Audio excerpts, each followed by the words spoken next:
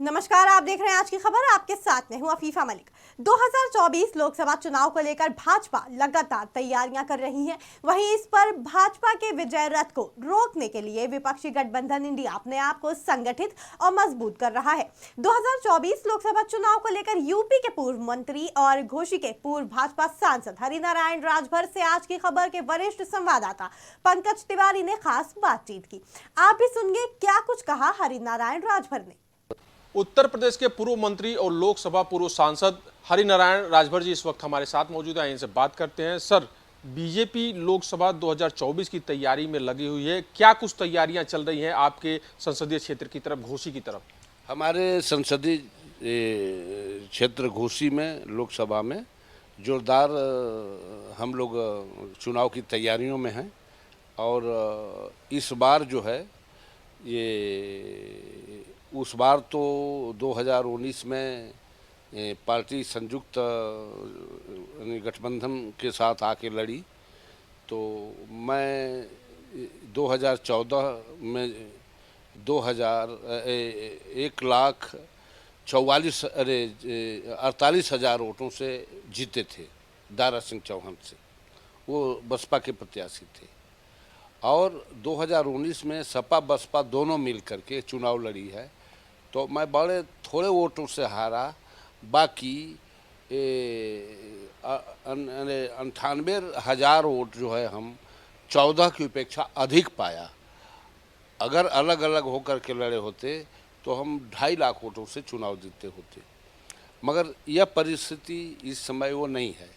इस समय सपा बसपा अलग अलग होकर लड़ेंगी, एक साथ नहीं रहेंगी और इस बार अगर मैं चुनाव लड़ेंगे तो 3 लाख वोटों से मैं विजयी होंगे।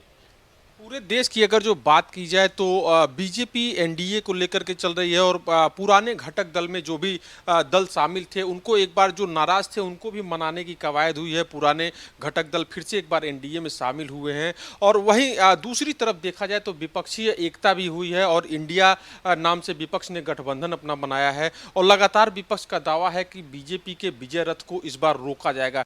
क्या लग रहा है, कितनी मजबूत है विपक्ष? विपक्ष जो है संगठित नहीं है।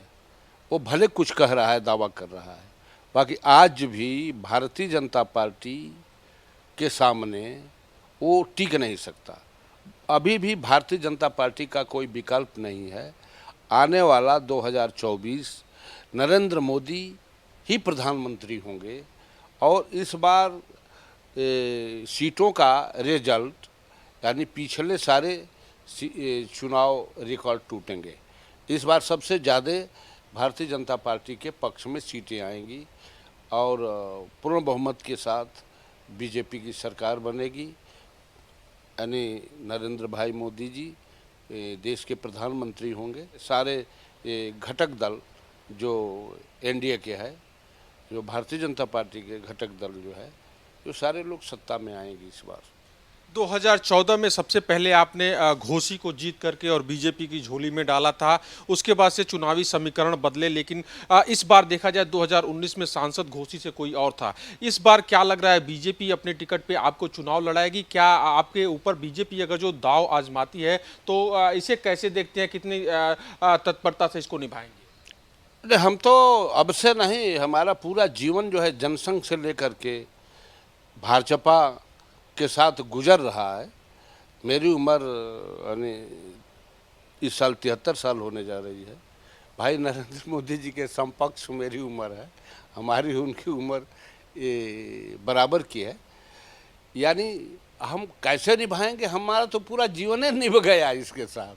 हम बीजेपी के साथ हैं, भारतीय जनता पार्टी के साथ हैं। हम लोग कहीं किसी दल में जाने वाले नहीं है। इसी के साथ मरना है, इसी के साथ जलना है। अगर पार्टी हमको टिकट देती है तो हम सीट देंगे भाजपा को, मैं चुनाव जीतेंगे। अभी भी वहाँ मेरा कार्यकर्ताओं में मेरा कोई विकल्प नहीं है, इसलिए मैं उम्मीद करता हूँ कि भारतीय जनता पार्टी हमको टिकट देगी। मैं चुनाव लड़ेंगे लोकसभा का घोसी से और मैं सीट निकाल कर बीजेपी के यानी नरेंद्र भाई मोदी को प्रधानमंत्री बनाने में घोसी भी एक सदस्य रहेगा। बात करने के लिए बहुत बहुत धन्यवाद। तो ये थे हरिनारायण जी, जिनका कहना था कि घोसी से एक बार फिर अगर जो बीजेपी हरिनारायण जी को टिकट देती है तो घोसी सीट जीत करके बीजेपी की झोली में डालेंगे और एक बार फिर पीएम नरेंद्र मोदी को प्रधानमंत्री बनाएंगे। वीडियो जर्नलिस्ट हरिराम जी के साथ पंकज तिवारी, आज की खबर।